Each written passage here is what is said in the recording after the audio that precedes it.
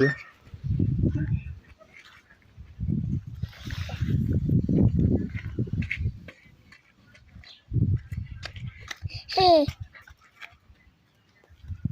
Hadi oynayın bakalım hadi.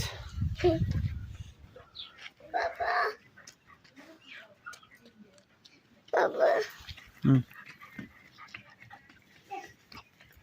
Hadi git Hector. Çağatay Hector çağır.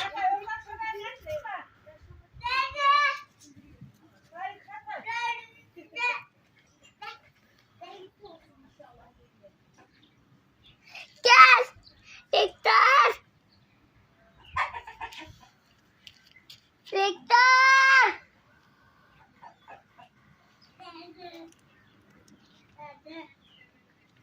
Oğlum kaldıramazsın onu. Senin aynı kilo.